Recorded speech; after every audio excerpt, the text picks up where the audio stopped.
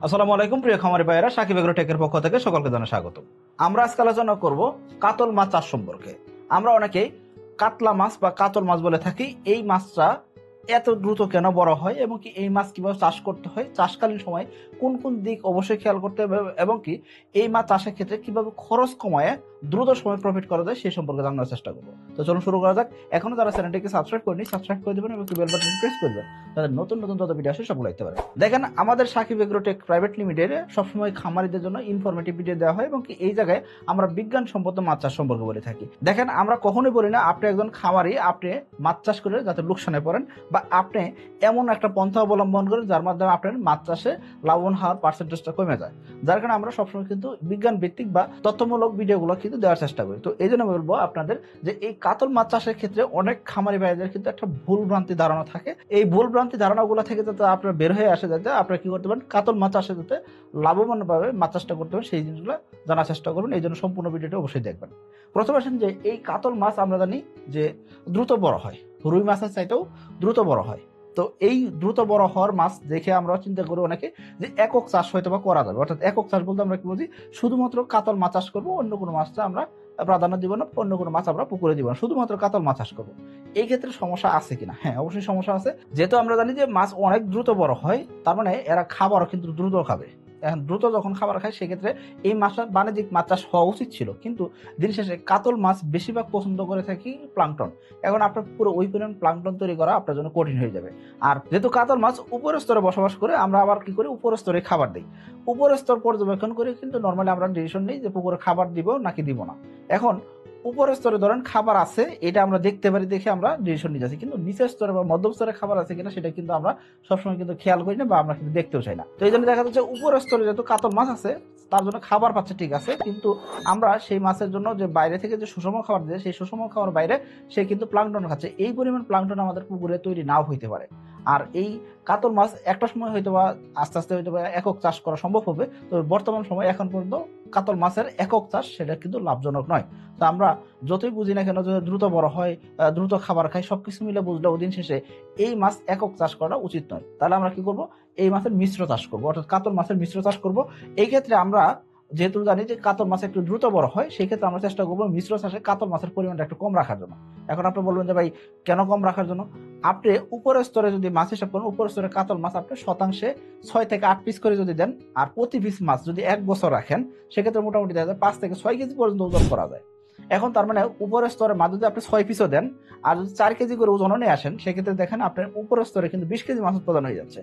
তার মানে হিউজ অ্যামাউন্টের একটা উৎপাদন কিন্তু আপনি করতে পারতেছেন। কিন্তু মধ্যম স্তরে যে মাছ আছে সেটা কি রুই মাছ। রুই মাছের ওজন কিন্তু ওই রকম বৃদ্ধি হয় না। রুই মাছ বছরে দেখা যায় 1.5 কেজি থেকে 2 কেজি, সর্বোচ্চ 1.5 কেজি 2 কেজি পর্যন্ত ওজন হয়ে থাকে। এখন 3G রুই হলে সেটা হয়তো 2.5 কেজি 3 কেজি পর্যন্ত হইতে পারে, কিন্তু সেটা 3G রুই আমরা কয়জনে আমরা দিয়ে থাকি? আমরা তো বেশিরভাগ খামারিরা প্রান্তিক খামারে আমরা চেষ্টা করি আমাদের আশেপাশে যে রুই মাছগুলো আছে সেই রুই মাছগুলো আমরা দেওয়ার চেষ্টা করি। এই জন্য বলা হয় রুই মাছের পরিমাণটা একটু বেশি দেওয়ার জন্য। শতাংশ আপনি 10 থেকে 12 পিস করে রুই মাছ দিতে পারেন।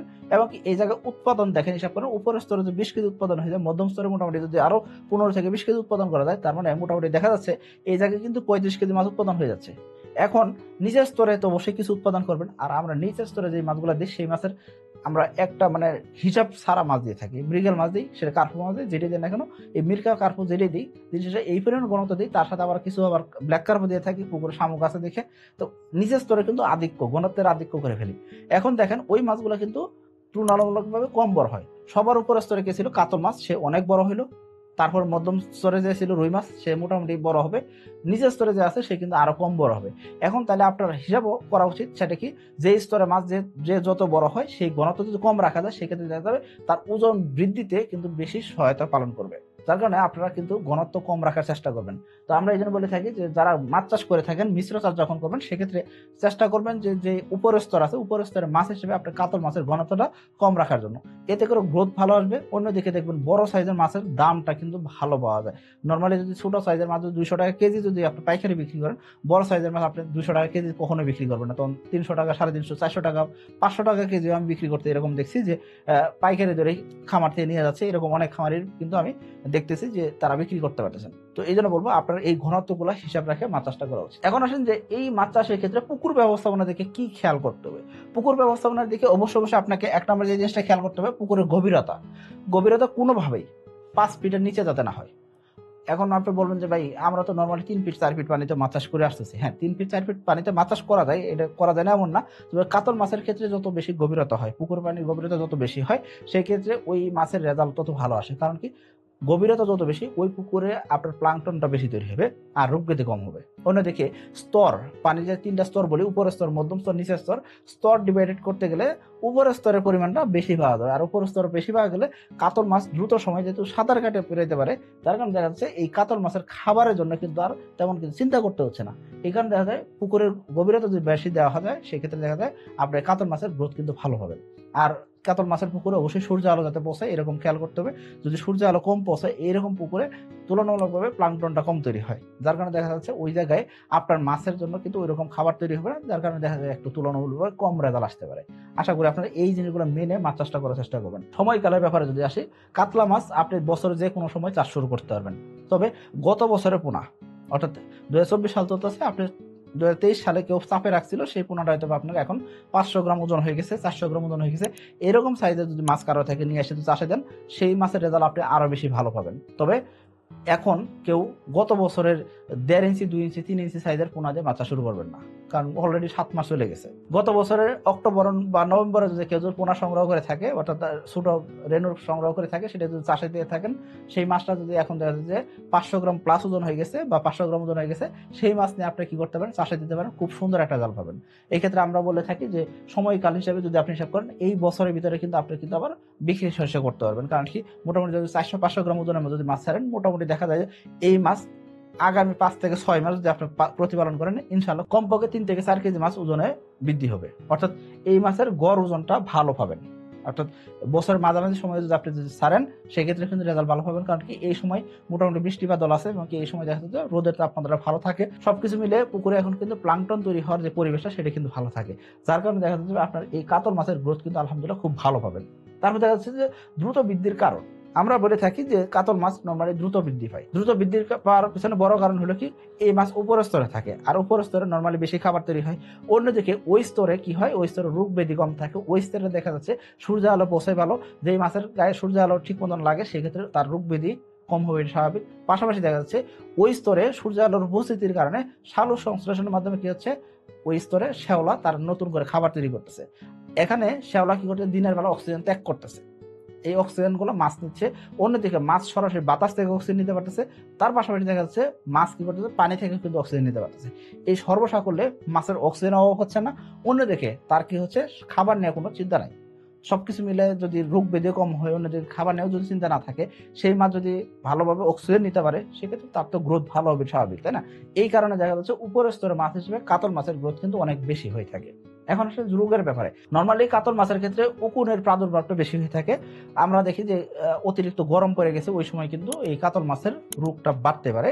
এই ক্ষেত্রে চিন্তার কোনো কারণ নেই। সেক্ষেত্রে আপনার যদি কট বা রিপকট জাতীয় যদি মেডিসিন ব্যবহার করেন, সেক্ষেত্রে দেখা যায় এই রোগ থেকে কিন্তু আপনি মাছকে বাঁচাতে পারতেছেন। এর পাশাপাশি তেমন কোনো রোগ ব্যাধি হয় না, যেহেতু এই মাছগুলা দ্রুত সময়ে খাবার খায়। তো এই জন্য আপনাকে অবশ্যই পুকুরে যাতে সঠিক পরিমাণে খাবার থাকে, সেই দিকে খেয়াল করতে। যদি সঠিক খাবার না থাকে, সেক্ষেত্রে এই মাছের মাথা এমনি বড় হয়, আরো একটু সাইজ যদি বড় হয়ে যায়, শরীরের লেজের অংশ যদি চিকন হয়, সেক্ষেত্রে দেখবেন যে এই মাছের অপুষ্টিজনিত রোগ হচ্ছে। তো এই জন্য বলবো যে আপনার পুকুরে যাতে সঠিক খাবারটা থাকে, সেদিকে অবশ্যই খেয়াল করতে হবে।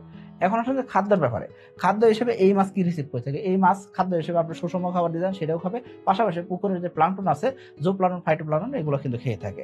এখন দেখেন উপরের স্তরে যে মাছগুলো থাকে, ব্রিগেড বলেন, কাতল বলেন বা সিলভার কার্প বলেন, এই ধরনের মাছের ভিতরে দেখবেন ব্রিগেড এবং কি কাতল মাছের স্বভাব কিন্তু কাছাকাছি, কিন্তু সিলভার কার্প মাছ কিন্তু একটু অন্য স্বভাবের। যেমন কি সিলভার কার্প মাছ প্লাঙ্কটন খায়, ফাইটোপ্লাঙ্কটন খায়, কিন্তু এই মাছগুলা একদম ক্ষুদ্র যে প্লাঙ্কটন গুলো আছে, সেগুলো কিন্তু সবার আগে ছাঁকনি দিয়ে কিন্তু তারা কিন্তু রিসিভ করে খাবারটা খায়।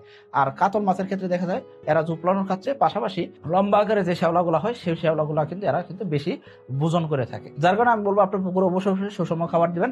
সুষম খাবার আপনি হাতে বানানো খাবার তৈরি করে কিন্তু দিতে পারবেন।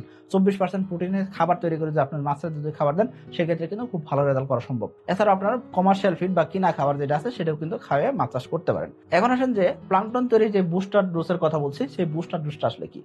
আমরা জানি পুকুরে প্লাঙ্কটন একটা সময় কমবে, একটা সময় বাড়বে, এরকম হতে থাকে। এখন আপনার পুকুরে যদি প্লাঙ্কটন কমতে থাকে সেই ক্ষেত্রে মাছের গ্রোথ অবশ্যই ওই সময় কম আসবে, কারণ ওই সময় খাবারটা কম পাচ্ছে। এখন এটা যদি প্লাঙ্কটনের যদি একদম সমান্তরাল একটা সমানুপাতিক যদি রাখতে পারেন, প্লাঙ্কটন সবসময় একই সমান থাকবে, সেই ক্ষেত্রে আপনার মাছের গ্রোথ কিন্তু সবসময় ভালো হবে। এই জন্য আমরা বলে থাকি প্রতি 20 থেকে 25 দিন অন্তর অন্তর, কমপক্ষে 1 মাস অন্তর অন্তর আপনি কি করবেন, পুকুরে অবশ্যই সার প্রয়োগ করবেন, অথবা আপনি একটা প্রোবায়োটিক ব্যবহার করবেন। আমরা অবশ্য সার প্রয়োগের ক্ষেত্রে একটু নাও করে থাকি, কারণ কি অতিরিক্ত সার প্রয়োগ করলে বা বেশি সার প্রয়োগ করলে দেখা যায় পুকুর পানি অনেক মোটা হয়ে যায়, সেই সময় কিন্তু এদের অক্সিজেন স্বল্পতা হওয়ার একটা চান্স থাকে। অন্যদিকে দেখা যাচ্ছে পুকুরে কিন্তু প্রচুর পরিমাণ গ্যাস তৈরি হতে পারে, যার কারণে আমরা বলে থাকি যে রাসায়নিক সার বা জৈব সার এগুলো ব্যবহারটা কমায় রাখতে আপনার পুকুরে প্লাঙ্কটন তৈরি করার জন্য আপনি কি করেন, একটা প্রোবায়োটিক ব্যবহার করতে পারেন। এতে করে আপনার পুকুরের জন্য যে মাছটা আছে সেই মাছের জন্য কিন্তু বাড়তি খাবার তৈরি হবে। প্লাঙ্কটন তৈরি মানে কি, আপনার জন্য প্রাকৃতিক খাবার তৈরি হয়েছে, আপনার মাছ এই প্রাকৃতিক খাবার খাইলে দিন শেষে খাদ্য খরচে কিছু অংশ হলেও কমবে। তবে এর মানে এই না যে আপনি প্লাঙ্কটন তৈরি করতেছেন বা প্লাঙ্কটনের বুস্টার ডোজ দিয়েছেন মানে আপনি কোনো প্রকার খাবার দিবেন না, এই ধরনের কিন্তু চিন্তা ভাবনা করা যাবে না। অর্থাৎ আমরা যদি চিন্তা করি যে শুধুমাত্র প্লাঙ্কটন খাই মাছ বড় করবো, সেইটা আসলেই কিন্তু সত্য নয়, বা এই ধরনের কথাবার্তা আমাদের মানা উচিত না। আশা করি আপনারা বুঝতে পারছেন। এই চাষ যদি আপনি ব্যবস্থাপনা যদি মাছ চাষ করতে পারেন, ইনশাআল্লাহ আশা করি একজন কাতল মাছ চাষী হিসেবে আপনি কিন্তু ভালো একটা ফলাফল আপনি অর্জন করতে পারবেন। সবাই ভালো থাকবেন, সুস্থ থাকবেন। আসসালামু আলাইকুম।